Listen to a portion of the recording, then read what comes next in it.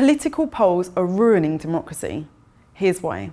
Have you ever taken part in a poll about politics? I didn't think so. Most polls only speak to a small handful of people, and that's just one reason why they can't be trusted. But polls are trusted.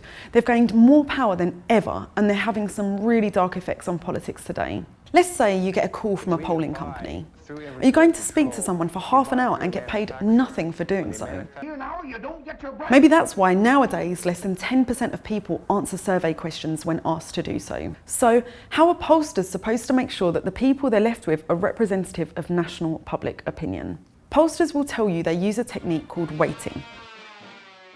Let's say only 5% of your respondents are black, and that's quite likely given that ethnic minorities are much less likely to take part in polls. But 10% of the entire population is black. So what you do is you just double the results you got from those black respondents, which sounds sensible. But when your whole survey sample is just 1,000 people, that means that all of a sudden 50 individuals are supposed to represent the 42 million black people in America. But then there's something confusing about all this. If polls are so inaccurate, how come they keep getting it right? Most polling predictions for the US primaries haven't been all that far off. That's where the media comes in. People like me write about these polls, explaining who's up, who's down, long before people actually vote. By reporting on polling predictions, we help to make them come true. Each time we say who's ahead, the media sends a signal to the public that their vote won't be wasted if they just stick with the frontrunner. That boosts them even further in the polls.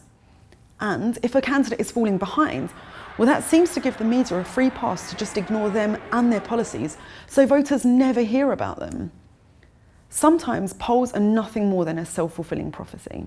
That's bad for democracy. Let's face it, voting is often inconvenient. No one wants to feel like they're wasting their time when they do it.